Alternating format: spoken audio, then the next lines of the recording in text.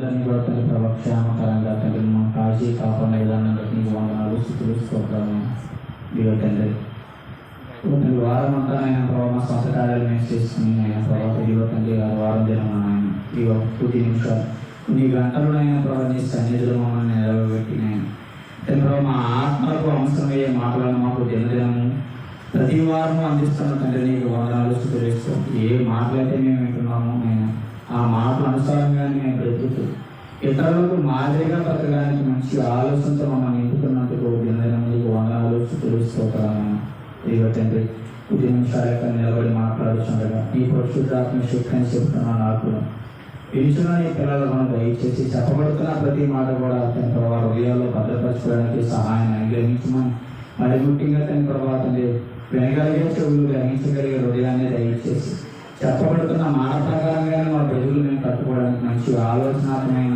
జ్ఞానాన్ని మాకు ఇవ్వాలి. యేసుక్రీస్తు అత్యున్నతమైన నామమున ఈ ప్రార్థన అడిగి వేడుకుంటున్నాను మా కన్న తండ్రి. ఆమేన్. ముందుగా ఈ అవకాశాన్ని నాకు ఇచ్చిన దేవత దేవునికి వందనాలు చెల్లించుకుంటూ వినడానికి వచ్చిన మీకు యేసుక్రీస్తు అత్యున్నతమైన నామమున మీకు అందరికీ కూడా వందనాలు చెల్లించుకుంటున్నాను. 10 నిమిషాలు దేవుని వాక్యాన్ని ధ్యానించుకుందాం.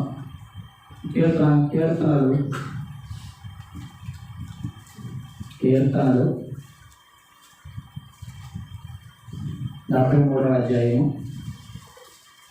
కీర్తన గ్రంథము 73వ అధ్యాయము. మరి ప్రారంభంలో అది ఎవరు రాశారు 73వ కీర్తన మనం ఆలోచించగలిగితే అది ఆసాపు కీర్తన అని రాయబడింది. ఆసాపు గారు రాసిన కీర్తన.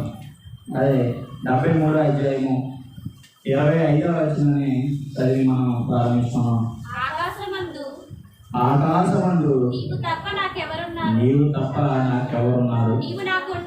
నీవు నాకుండగా లోకములోనిది ఏది నాకు అక్కర్లేదు అంటాడు. ఆసాపు గారు మాట్లాడుతూ అంటాడు ఆయన. ఆకాశమందు నువ్వు తప్ప నాకు ఎవరున్నారు? నీవు నాకుండగా లోకంలో నాకు ఏది అక్కర్లేదు అని మాట్లాడుతున్నాను. మరి ఈ మాటలు మాట్లాడుతున్నప్పుడు అంటే ప్రపంచం నుంచి నాకు ఇంక నువ్వు ఉండగా నాకు ప్రపంచంలో కానీ లోకంలో కానీ ఏది అవసరం లేదన్నట్టుగా ఆయన ఇక్కడ మాట్లాడారు. మరి అదే ఆసాపు గారు ముందు వచ్చినాల్లో ఆయన మాట్లాడుతూ మరి ఈ విశ్వాసాన్ని ఏ విధంగా ఆయన నిలబెట్టుకున్నారో మాట్లాడుతున్నారో చూద్దాం. 13వ అధ్యాయం అదే అధ్యాయంలో 13వ వచనం ద్వారా మనం చదవగలిగితే నా హృదయమును నేను శుద్ధి చేసుకుని వ్యర్థమే, నా చేతులు కడుక్కొని నిర్మలుడై ఉండుట వ్యర్థమే అన్నాడు. అంటే నా హృదయాన్ని నేను శుద్ధి చేసుకున్నట వ్యర్థమే అన్నాడు. అంటే నీ కొరకు నేను నీవు ఎలాగైతే చెప్పావో అలాగా ఉండడం నేను ఇప్పుడు చేసింది వ్యర్థంగా ఉంటుందని ఆయన మాట్లాడుతున్నాను. అంటే క్రైస్తవులోనికి రావడానికి మనం ఈ కొన్ని వదులుకోవాల్సి ఉంటుంది. క్రైస్తవాన్ని మనం స్వీకరించేటప్పటికి కొన్ని లోకానుసారమైన పద్ధతులను మనం కొన్ని వదులుకోవాల్సి వస్తుంది. మరి అలాంటి సరదాలు సంతోషాలన్నీ విడిచిపెట్టి దేవుడు నీ కొరకు నా హృదయాన్ని శుద్ధి చేసుకోవడం వ్యర్థమే అంటున్నాడు. అంటే చాలామంది చాలా విధాలుగా మాట్లాడతారు. అదే మా సహోదరుడు అదే మా తమ్ముడు కూడా ఇదే మాట మాట్లాడుతున్నాడు. అయ్యా నేను తాగుతూ తిరుగుతూ ఉన్నప్పుడు నాకు ఏ బాధ లేదు. నా కుటుంబంలో కానీ నా సంసార జీవితంలో కానీ నాకు ఏ బాధ ఉండేది కాదు. తాగేసి ప్రశాంతంగా తిరిగేవాడిని, ఎక్కడికి కొత్త అక్కడికి వెళ్తూ ఉండేవాడిని. కానీ మరి మీరు చెప్పినప్పుడు మీరందరూ కూడా నా అన్నదమ్ములు మారారు, నేను కొన్ని తాగేలా తిరుగుతున్నాను ఏంటని మరి అలా మారి దేవుళ్ళలోకి వచ్చాక శ్రమలు అనేవి ప్రారంభమయ్యాయి.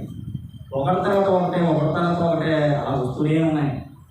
మరి ఒకటే ఎదిరించుకుంటూ వస్తున్నాడు. ఎదుర్కొన్న అయ్యా నేను ముందుగా ఉన్నప్పుడే బాగుండేదేమో నా బతుకు, దేవుళ్ళలోకి వచ్చాక నాకు కష్టాలు ఎక్కువైపోయాయి అని మాట్లాడుతున్నాడు.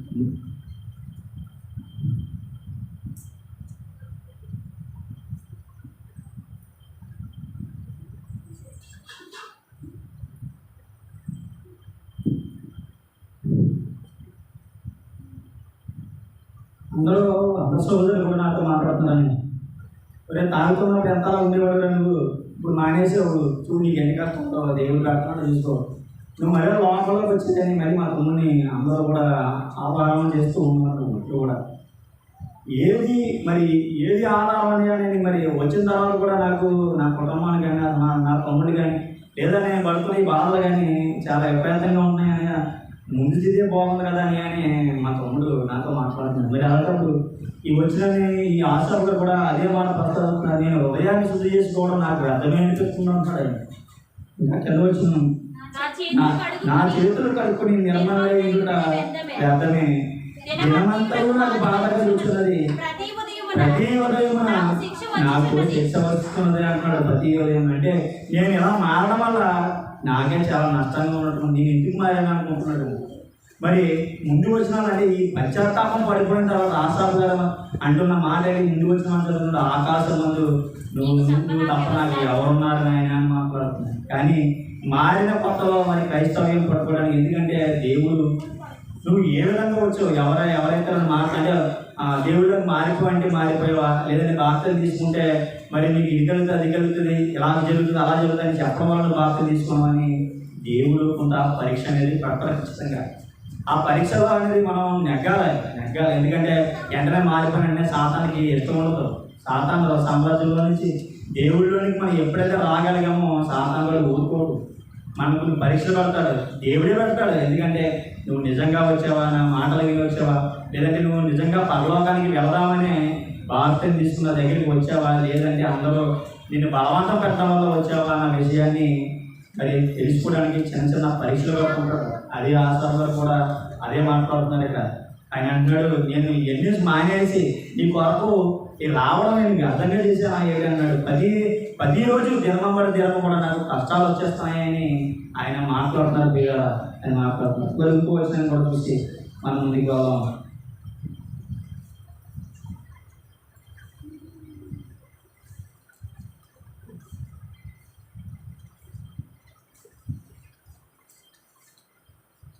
మత్తయి సువార్తలో మాట్లాడుతున్నాడు. మరి ముందు ఆయన అనుకున్న మాట ఆకాశం మంది ఉన్నారు, నాకు ఎవరున్నారు ఆయన అని మాట్లాడుతున్నాడు.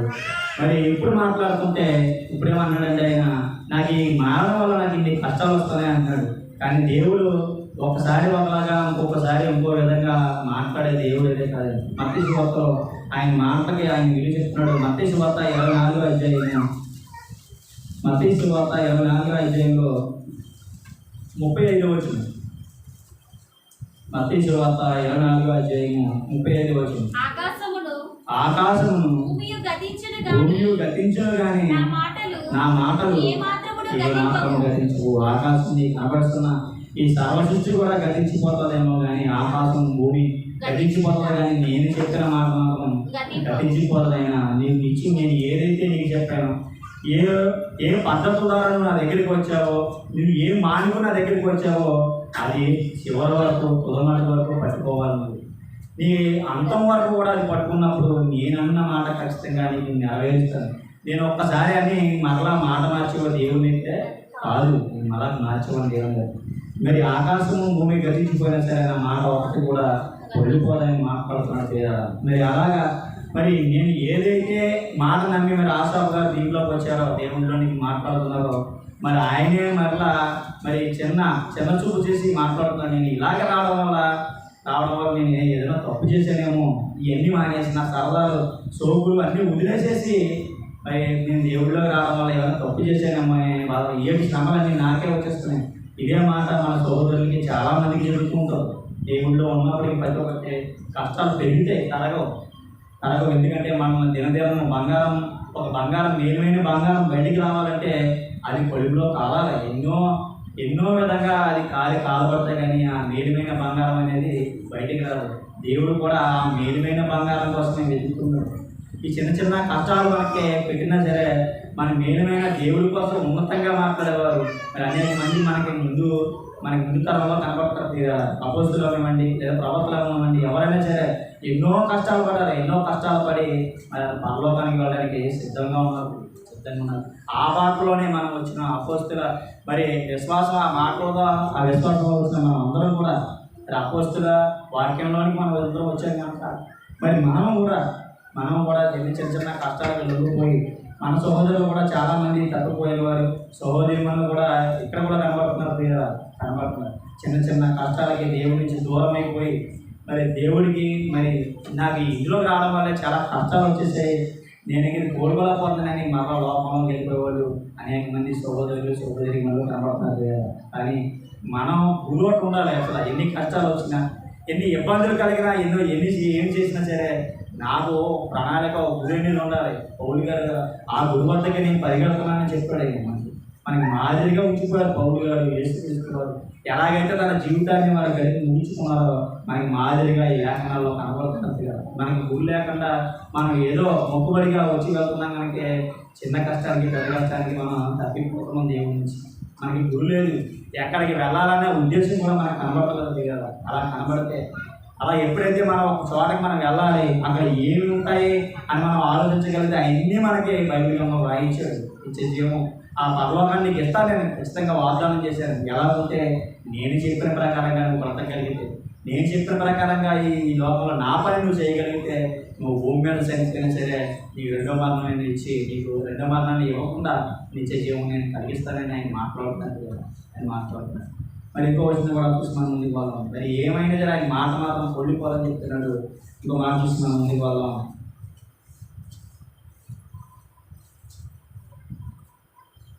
ఎఫెసీ పత్రిక అపోస్తలుడైన పౌలు 5వ అధ్యాయం. ఎఫెసీ పత్రిక 5వ అధ్యాయం 10వ వచనం. గనుక ప్రభువుకి ఏది ప్రీతికరమైనదో దానిని పరీక్షించండి. దేవునికి ఇష్టమైనది చేయడానికి మనం ముందు ఏదైతే ఇష్టమో తెలుసుకోవడం ప్రయత్నించాలి. మనం కనుక ప్రభుకి ఏది ప్రీతికరమైనదో దానిని పరీక్షించుడి, వెలుగు సంబంధుల వలె నడుచుకోండి అంటున్నాడు. దేవునికి ఏది ఇష్టమని తెలుసుకోవడం ముందు మనం ప్రారంభించాలి. అసలు నేను ఎలా బ్రతికితే దేవుడు ఇష్టపడుతున్నాడు, అసలు నేను ఏం చేస్తే నేను దేవుడి దృష్టిలో మరి అనేక మందిని దేవుడే మరి సాక్షిగా చెప్పినట్టున్నారు. మరి మోషే గారిని, దావీదు గారిని నేను కనుగొన్నానని మాట్లాడుతున్నాడు. అలాగా మనకి దేవుడు తెలుసు, కానీ దేవుడికి మనం తెలుస్తామని ఆలోచించాలి. అలా తెలియాలి అంటే దేవునికి ఇష్టమైన కార్యం అనేది మనం పరీక్షించి తెలుసుకోవాలి. ఏది పడితే చేస్తే మనం చేసేది పదిని కూడా దేవునికి ఇష్టమే అనుకోవడం అది తప్పు కదా. మనం చేసేది దేవునికి ఇష్టపడాలన్నట్టుగా చేయకూడదు, కానీ దేవునికి ఏది ఇష్టం అనేది చూసుకుని దేవుడు ఏది చేస్తే మనం ఇష్టపడకూడదన్న విషయాన్ని మనం ముందుగా గమనించాలి. అది పరీక్షించి తెలుసుకోమంటున్నాడు. వెలుగు సంబంధుల వల్ల అంటే మీరు ముందు ఉన్న ఆ పాత జీవితాన్ని అంతా విడిచిపెట్టి వెలుగు సంబంధుల వల్ల ఏదైతే దేవుడు మిమ్మల్ని వెలుగులోనికి తీసుకొచ్చాడో క్రీస్తు వారు, ఆ వెలుగు సంబంధుల వల్ల మీరు నడుచుకోవాలి. ముందు దేవునికి ఇష్టమైనది ఏమిటో తెలుసుకోవడం అనేది మనం ప్రారంభించాలి కదా. ప్రారంభించకపోతే ఏం జరుగుతుందో అదే ఆసాపు గారు ఇందాక మనం చదువుకున్న ఆ కీర్తనలో చెప్తున్నాడు. నువ్వు ఏదైతే దేవుడికి ఇష్టమైనది చేయకుండా నీ సొంత కార్యాల ప్రకారంగా నువ్వు చేస్తున్నావో దేవుడు నీకు ఏం చేస్తాడు అదే ఆసాపు గారు మాట్లాడుతున్నాడు. ఆసాపు రాసిన కీర్తన 73వ అధ్యాయము 73వ అధ్యాయము 19వ వచనం.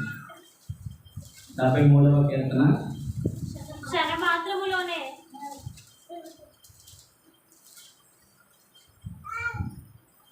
క్షణమాత్రములోనే వారు పాడైపోవుదురు, మహాభయము చేత వారు కడముట్ట నశించరు. ఎవరైతే దేవునికి ఇష్టమైనదని చేయకుండా మనం చేసేది దేవునికి ఇష్టమని మనం అనుకుని మన కార్యక్రమాలు మనం చేసుకుంటూ ఉంటున్నాము, అలాంటి వారికి ఏం జరుగుతుందో చెప్తున్నారంటే క్షణమాత్రంలో వాళ్ళు పాడైపోతారు.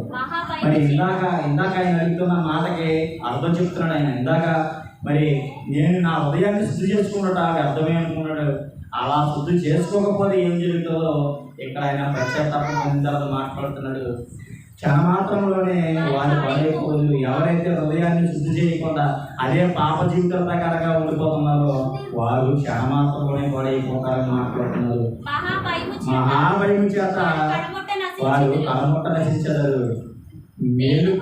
మేలుపడిన వాడు తాను కన్న కళ మర్చిపోనట్లు ప్రభువా నువ్వు మేలుకొని వారి బ్రతుకును తునీకరింపు. ఎవరైతే దేవుడి మాట వినకుండా దేవునికి ఇష్టమైన కార్యక్రమం ఏదో చేయకుండా మన హృదయాలు మనం శుద్ధి చేసుకోకుండా మనం ఏదో మొక్కుబడిగా లేదా దేవునికి 10 ఆదివారం వెళ్ళి కనబడితే సరిపోతున్నట్టుగా వచ్చి వెళుతున్నాం, విశ్వాస జీవితాలు మనం గడుపుతున్నాం, వారి గురించి మాట్లాడతారు. చాలా మాటల్లోనే మనం నాశనం అయిపోతాము. చాలా జాగ్రత్తగా ఉండాలి అని మాట్లాడుతున్నాడు. చాలా జాగ్రత్తగా ఉండాలి. ఎందుకంటే రోజు అసలు బాగోలేదు. మునుపటి కంటే కరోనా చాలా ప్రమాదకరంగా కనబడుతుంది కదా, చాలా ప్రమాదకరంగా. మనం ఇప్పుడు ఎవరికి ఉందో లేదా అప్పుడు సిమ్టమ్స్ అలా కనబడి ఇప్పుడు అవి కూడా కనబడుతుంది. మా ఊర్లోనే కేసు బయలుదేరినట్టు కనబడుతుంది కదా. ఇప్పుడు అలాంటి భయంకరమైన ప్రదేశాలు ఉన్నా సరే మనం మొక్కుబడి ప్రదేశానికి చేస్తున్నాం, మొక్కుబడి విశ్వాసమే చేస్తున్నాం. కానీ దేవునికి ఇష్టమైన కార్యక్రమం చేసేవాళ్ళు కనబడలేదు కదా. దేవునికి ఏది ఇష్టమో అది పరీక్షించి తెలుసుకోమంటున్నాడు. వెలిగి సంబంధుల వలె అది నిలిపి ఏదైతే మంచిది దేవుడికి ఇష్టమైన కార్యక్రమం మనకు అన్నీ తెలుసు. దేవుని శుభవార్త తెలియజేయాలి. మనం నేర్చుకున్న ఈ కొద్ది విషయాలన్నా సరే అనేక మందికి చెప్పాలన్న విషయం మనకందరికీ తెలుసు. కానీ అది చేయడానికి ఒప్పుకుంటారు.